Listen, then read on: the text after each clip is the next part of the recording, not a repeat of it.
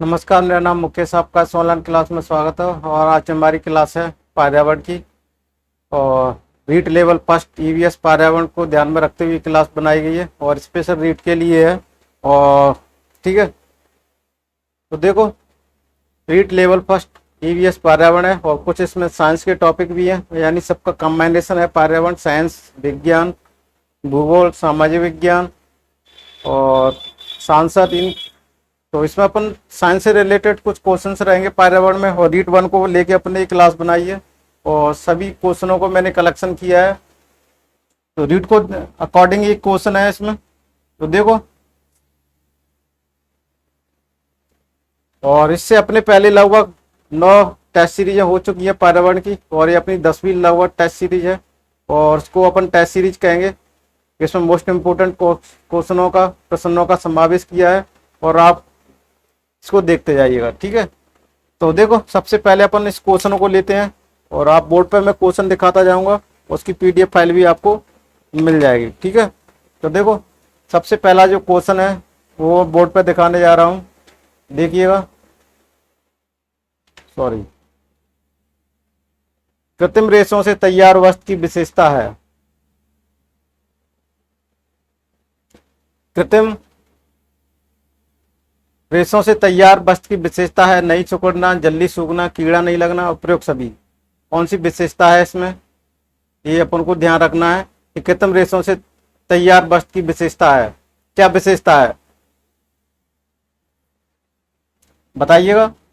कृत्रिम रेशों से तैयार वस्त्र की क्या विशेषता है? सिकुड़ता नहीं है, जल्दी सूखता है, कीड़ा नहीं लगता है, उपयुक्त सभी है। कौन सा आंसर सही है अपना? कृत्रिम रेशों से तैयार वस्त्र की विशेषता है। तो देखो, कृत्रिम रेशों से वस्त्र की विशेषता होगी, सिकुड़ते भी नहीं है, जल्दी भी सूख जाते हैं और कीड़ा भी नहीं लगता। तो अपना कौन सा आंसर हो जाएगा? डी वाला आंसर सही हो जाएगा। डी, उपयुक्त सभी। डी, उपयुक्त सभी। कृत्रिम किससे तैयार किए जाते हैं? कृत्रिम रेशे रसायनों से तैयार किए जाते हैं। कृत्रिम रेशे रसायनों से तैयार किए जाते हैं, जैसे नायलॉन और टेरिलिन। क्या होता है? नायलॉन और टेरिलिन। तो इस तरीके से अपना ये पहला क्वेश्चन है। अगला प्रश्न देखते हैं। अगुन ताने का आकार होता है। अगुन ताने का आकार होता है टोपीनुमा, शंक्वाकार, गोल, त्रिभुजाकार।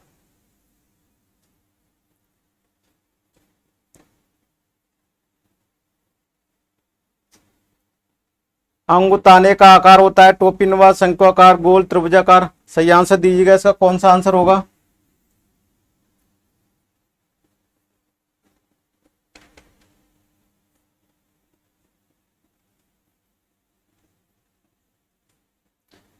अंगुताने का आकार होता है टोपीनुमा, शंक्वाकार, गोल, त्रिभुजाकार। आंसर दीजिएगा।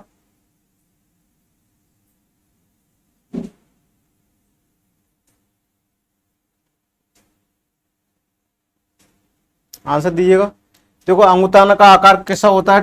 टोपीनुमा होता है, ऐसा बना होता है, ऐसा, ठीक है। इसमें ऐसे ऐसे छिद्र से बने होते हैं, ओवार बने हुए होते हैं, और इस सिलाई करते समय उंगली में पहना जाता है। ये सिलाई करते समय उंगली में इसलिए पहना जाता है कि चोई चुभे नहीं। चोई चुभेगी तो किसमें? इसमें चुभ जाएगी, हाथ में अपनी सेफ, उंगली सेफ रहेगी। तो अंगुताने का आकार टोपीनुमा होता है। कौन सा होता है? टोपीनुमा होता है, ये अपना आंसर रहेगा। उसका ऐसा आकार होता है, इसमें उंगली में इसको डाल के पहना जाता है। इसमें ऐसे ऐसे डॉट डॉट से बने हुए होते हैं, ये अपनी उंगली को प्रोटेक्शन के लिए पहनी जाती है जब सिलाई करते समय। समझ में आ रहा होगा।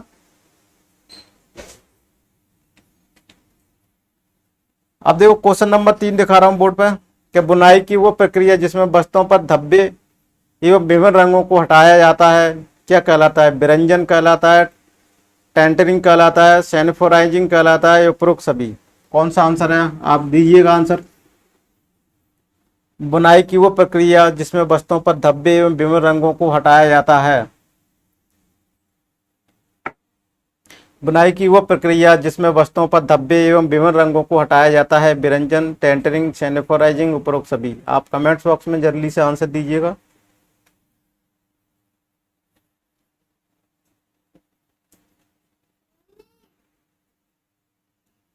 तो देखो अपना आंसर सही कौन सा होगा। देखो बुनाई के ऊपर के जिसमें वस्तुओं को धब्बे विभिन्न रंगों को हटाया जाता है वो कौन सी कहलाती है, विरंजन कहलाती है। कौन सी प्रक्रिया कहलाती है, विरंजन प्रक्रिया कहलाती है।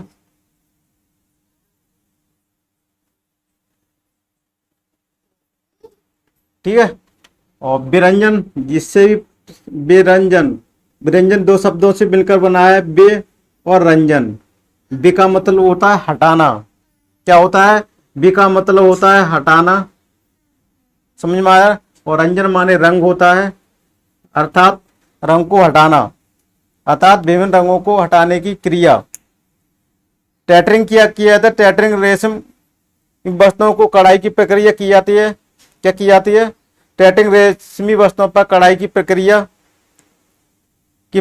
है। और सैनिटाइजिंग क्या है, ये एक आंतरिक प्रक्रिया है जिसमें वस्त्रों की क्या की जाती है, सिकुड़न को दूर किया जाता है। सैनिटाइजिंग क्या है, वस्तुओं की सिकुड़न को दूर किया जाता है, ये एक आंतरिक प्रक्रिया है। तो इसमें देखो अपना आंसर कौन सा हो जाएगा, ये वाला अपना आंसर सही है।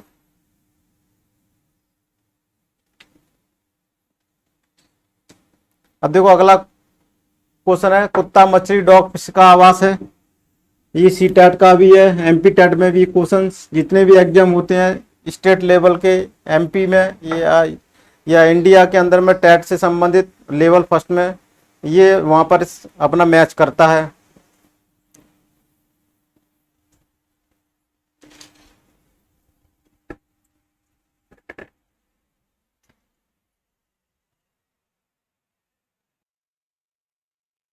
कुत्ता मछली डॉग फिश का आवास है। इस क्वेश्चन को देखिएगा, कुत्ता मछली डॉग फिश का आवास है। तो सबसे पहले कुत्ता मछली है, फिश है। फिश सबसे पहले देखा जाए तो कुत्ता मछली डॉग फिश इतनी बड़ी होती है, बहुत ज्यादा बड़ी होती है। ठीक है। और कुत्ता मछली जली किस में पाई जाती है, जलीय आवास में पाई जाती है। और नदी तालाब झील भी समुद्र ये भी क्या जलीय आवास है, लेकिन नदी है इसमें नहीं रहती, तालाब में भी नहीं रहती और झील में भी रहती। तो समुद्र सबसे बड़ा होता है, कुत्ता मछली समुद्र में रहती है। तो अपना कौन सा आंसर हो जाएगा, डी वाला आंसर सही हो जाएगा।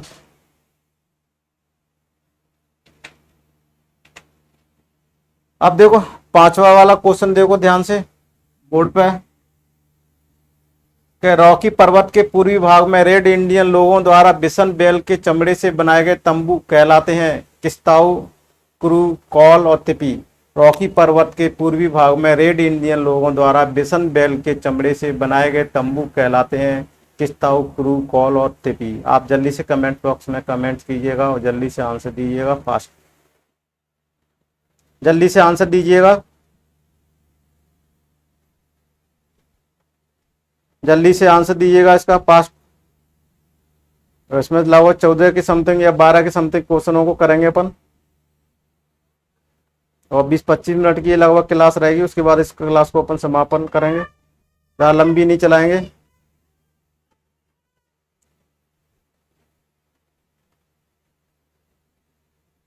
रॉकी पर्वत के पूर्वी भाग में रेड इंडियन लोगों द्वारा बिसन बैल के चमड़े से बनाए गए तंबू क्या कहलाते हैं, तिपी कहलाते हैं। क्या कहलाते हैं, तिपी।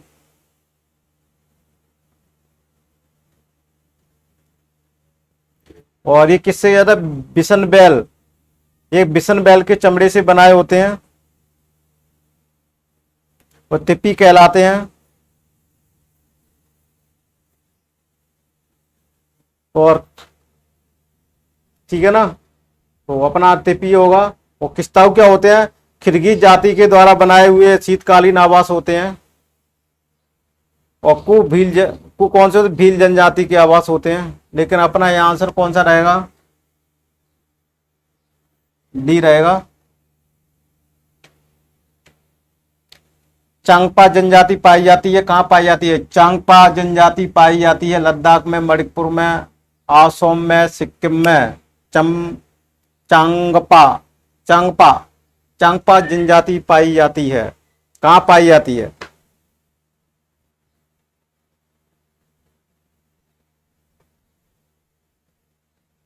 देखो चांगपा जनजाति केंद्र शासित प्रदेश लद्दाख क्या है? केंद्र शासित प्रदेश लद्दाख में पाई जाती है। चांगपा चांगपा जनजाति कहाँ पाई जाती है? लद्दाख में पाई जाती है। और ये लद्दाख क्या है? केंद्र शासित प्रदेश है, केंद्र शासित प्रदेश है।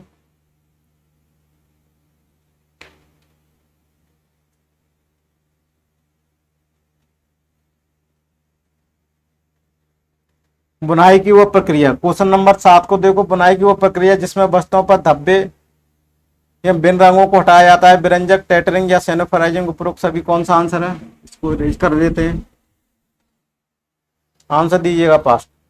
बुनाई की वो प्रक्रिया जिसमें वस्त्रों पर धब्बे एवं विभिन्न रंगों को हटाया जाता है, बिरंजन, टेटरिंग, सैनिटाइजिंग, उपरोक्त सभी कौन सा आंसर सही है अपना? कि बुनाई की वो प्रक्रिया जिसमें वस्त्रों पर धब्बे एवं विभिन्न रंगों को हटाया जाता है, बिरंजन कहलाता है या टेंटरिंग कहलाता है, सैनिटाइजिंग कहलाता है या उपरोक्त सभी कहलाता है? कौन सा आंसर? आप जल्दी से पास दीजिएगा आंसर। कि बुनाई की वो प्रक्रिया जिसमें वस्त्रों पर धब्बे विभिन्न रंगों को हटाया जाता है, बिरंजन कहलाता है, टेटरिंग कहलाती है, सैनिटाइजिंग या उपरोक्त सभी? कौन सा आंसर आपका सही होगा? आंसर दीजिएगा जल्दी फास्ट। क्वेश्चन नंबर 7 है।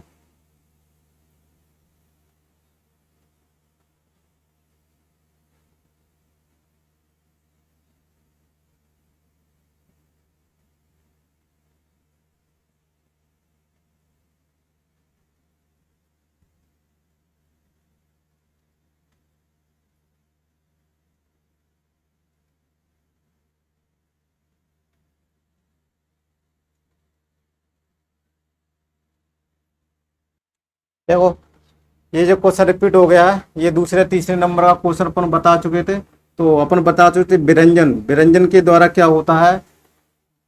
वस्तुओं पर धब्बे एवं विभिन्न रंगों को हटाया जाता है। और मैं ये भी बता चुका था उसमें, बिरंजन का दो शब्दों से मिलकर बना होता है। बिरंजन माने हटाना, बि माने हटाना, और रंजन माने रंग को हटाना। क्या हो जाएगा? रंग को हटाना। बिरंजन का मतलब होता है रंग को हटाना, ठीक है? तो बिरंजन कहलाता है। ये रिपीट हो गया है। अब देखो 8वां, वस्तु की सतह पर रोए उठाकर स्पर्श से नमा करने की प्रक्रिया क्या कहलाती है? क्या कहलाती है बताइएगा। कि वस्तु की सतह पर रोए उठाकर स्पर्श से नमा करने की प्रक्रिया कहलाती है नैपिंग, मॉयरिंग, एम्बोसिंग, सैनिटाइजिंग। कौन सा आंसर? आप जल्दी से फर्स्ट आंसर दीजिएगा। कि वस्तु की सतह पर रोए उठाकर स्पर्श से नमा करने की प्रक्रिया क्या कहलाती है?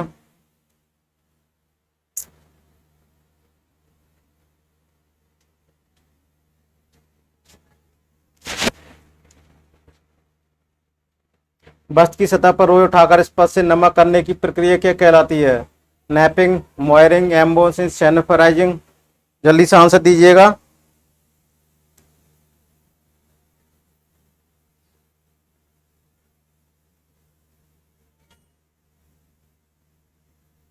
अपना आंसर हो जाएगा वस्तुओं पर सतह पर रोए उठाकर स्पर्श को नमक करने की प्रक्रिया नैपिंग कहलाती है। क्या कहलाती है? नैपिंग कहलाती है, ठीक है? तो अपना आंसर कौन सा हो जाएगा? ये हो जाएगा। और यहाँ पर मोयरिंग क्या होती है? कपड़ों को क्या होती है? कपड़ों को प्रेस करके तह करना क्या होती है? मोयरिंग कहलाती है। और एम्बोसिंग क्या होती है? एम्बोसिंग बेल बूटों का उभार होता है। क्या होता है? बेल बूटों का उभार होता है।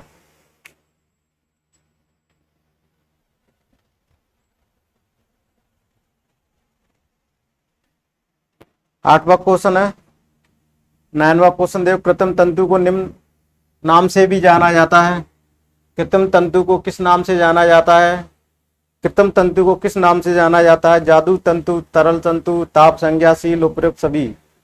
कृत्रिम तंतु को निम्न नाम से भी जाना जाता है। जादू तंतु, तरल तंतु, ताप संज्ञाशील, उपयुक्त सभी? आंसर दीजिएगा जल्दी फर्स्ट।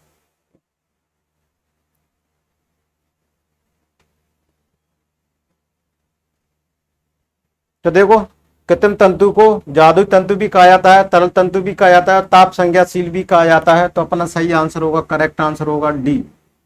कौन सा होगा? डी।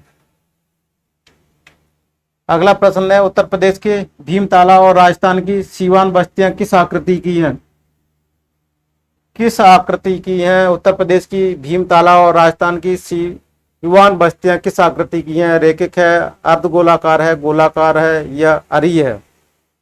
आंसर दीजिए जब कमेंट्स बॉक्स में।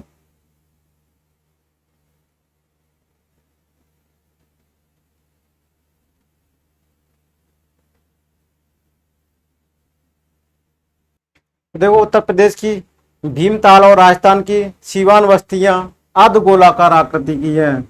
कौन सा आंसर हो जाएगा? अर्धगोलाकार आकृति की है। अगला प्रश्न है, रेशम का कीड़ा किस वृक्ष की पत्तियों में पाया जाता है? जामुन की में, आम की में, बेर में, शहतूत में। तो देखो, रेशम की कीड़ा कहाँ पर पाया जाता है ये आपको सबको पता है। वो सिंपल सा क्वेश्चन है कि रेशम का कीड़ा किस वृक्ष की पत्तियों में पाया जाता है? जामुन में, आम में, बेर में, शहतूत में। तो रेशम का कीड़ा अपना पाया जाता है किस में पाया जाता है? शहतूत में पाया जाता है। ठीक है, किस में पाया जाता है? शहतूत में पाया जाता है। रेशम का कीड़ा शहतूत की वृक्ष की पत्तियों में पाया जाता है। कहाँ पर पाया जाता है? रेशम का कीड़ा शहतूत की पत्तियों में पाया जाता है। और प्रारंभ में ये क्या होता है? लार्वा होता है, फिर ये कीट में तथा अंत में कोकून में हो जाता है सब। और जब ये लार्वा जो कीट में जाता है तो शहतूत पत्तियों को भोजन के रूप में लेता है, और कोकून में जाता है तो भोजन नहीं करता है।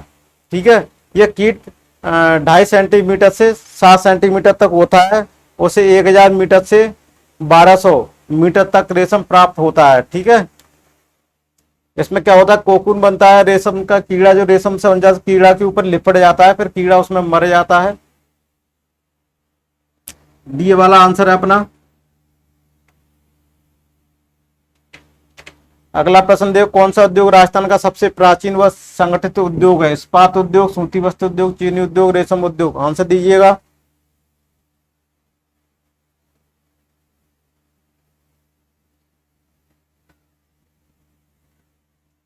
देखो, राजस्थान का सबसे प्राचीन संगठित उद्योग सूती वस्त्र उद्योग है। अपना बी वाला आंसर सही है। और राजस्थान के प्रथम सूती वस्त्र मिल श्री कृष्ण मिल लिमिटेड 1989 में स्थापित किया गया था, और ये अजमेर, ब्यावर अजमेर में स्थापित किया गया था, और एक निजी मिल थी। इसके मालिक सेठ दामोदर दास राठी थे।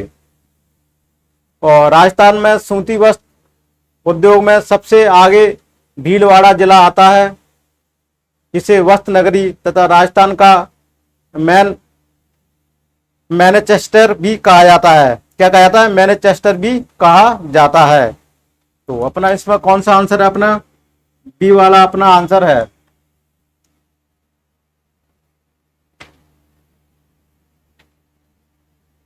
क्वेश्चन नंबर 13, वस्तुओं पर एक साथ कई सतहों पर निशान लगाने के लिए काम में लाया जाता है inch tape, marking wheel, tailor, chalk और स्केल।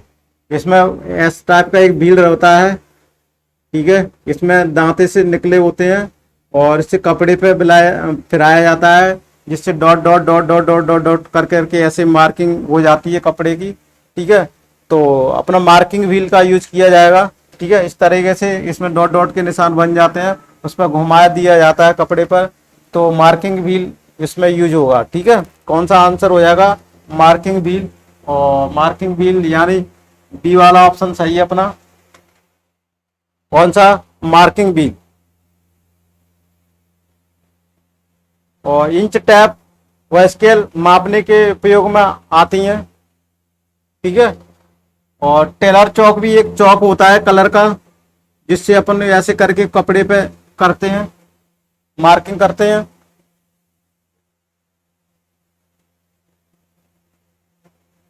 अब देखो, कपड़ों को अपने योग्य वस्तुओं में परिवर्तित करने की कला क्रिया कहलाती है। क्या कहलाती है? आंसर दीजिएगा, बोर्ड पे मैं दिखा चुका हूं, क्वेश्चन भी दिख। अंगुस्ताना, सिलाई कला, बागवानी कला, काशीदाकारी। कौन सा ऑप्शन सही है?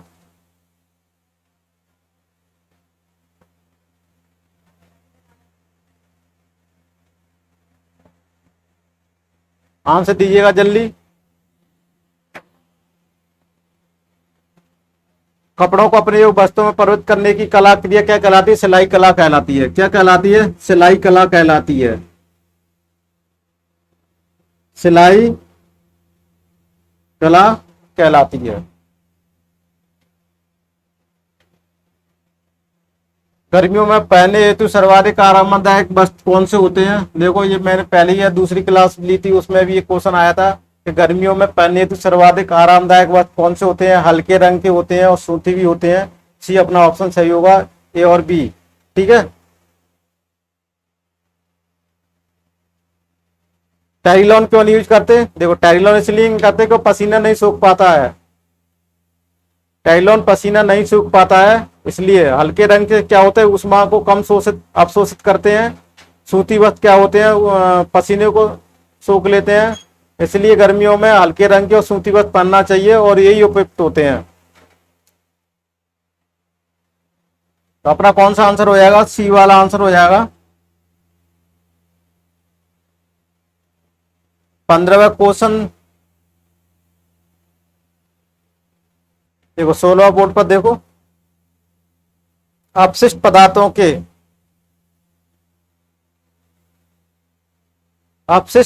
के निस्तारण में 3R का अर्थ क्या है? देखो, अपशिष्ट पदार्थों के निस्तारण में क्या होता है? रिड्यूस होता है। रिड्यूस माने कम करना। रीयूज, रीयूज का पुनः प्रयोग करना। और रिसाइकल पुनः चक्रण होता है ना। तो देखो, रिड्यूस कम करना है, रीयूज करना है, रिसाइकिल। रिसाइकिल का मतलब होता है उसे पुनः रिसाइकिल करके पुनः उसको बनाया जा सके। ठीक है ना, पुनः चक्रण बोलते हैं। और रिड्यूस माने कम करना होता है और यूज पुनः प्रयोग करना होता है। तो निस्तारण में 3R का मतलब यही होता है। तो कौन सा आंसर हो जाएगा? डी होगा, ऑल दी अबव। कौन सा हो जाएगा? All the above, A B and C. तो अपने 15 क्वेश्चन थे, 16 क्वेश्चन तो नहीं, एक रिपीट हो गया था अपना, है ना। तो कितने क्वेश्चन किए अपने इसमें? 15 क्वेश्चन किए। आशा करता हूँ आपको एक क्वेश्चन कैसे लगे, आप कमेंट्स बॉक्स में जरूर बताइएगा। आप कमेंट्स बॉक्स में जरूर बताइएगा। और आपको ये टेस्ट सीरीज कैसी लग रही है, आपको अच्छी लग रही है तो इसको और कंटिन्यू रखा जाए। और भी अगर आपको अच्छी नहीं लग रही है तो मैं यहीं पर आपको इसको क्लोज कर दूंगा। मेरा पढ़ाने का कोई स्वार्थ नहीं जाएगा। मैं इतनी मेहनत से आपके लिए ये टेस्ट सीरीज बनाई हुई है। तो आशा करता हूँ आपको ये टेस्ट सीरीज कैसे लगी, कमेंट बॉक्स में जरूर कमेंट कीजिएगा। और अगर आप मेरे फेसबुक पेज पर नए हैं तो फॉलो लाइक करना ना भूलेगा। और मेरे यूट्यूब चैनल पर नए हैं तो उसको लाइक, सब्सक्राइब और बेल आइकन को जरूर पुश कीजिएगा, जिससे आपकी कोई भी क्लास मिस नहीं होगी। नोटिफिकेशन के थ्रू आपको पता चल जाएगा। और अगर मेरे टेलीग्राम चैनल को भी आप ज्वाइन कर लीजिएगा। जो मेरे वीडियो के नीचे रेड कलर की पट्टी चल रही है उसमें टेलीग्राम चैनल का, ग्रुप का, दोनों का एड्रेस दिया हुआ है। आप टेलीग्राम चैनल अपने मोबाइल पर इंस्टॉल कीजिएगा और वहां से ये मेरा मैथ्स बाय मुकेश, ये दोनों मैथ्स बाय मुकेश कुमार, और ये दोनों आप बिना स्पेस के सर्च करेंगे तो मेरा ग्रुप और चैनल दोनों हो जाएंगे। वहां से ज्वाइन कर लीजिएगा। वहां पर आपको पीडीएफ फाइल प्रैक्टिस के लिए ये मिल जाएगी, विदाउट आंसर की और विद आंसर की, दोनों की चीजें मिल जाएगी। ठीक है, तो चलते हैं, मिलते हैं अगली क्लास में। Thank you for watching this video.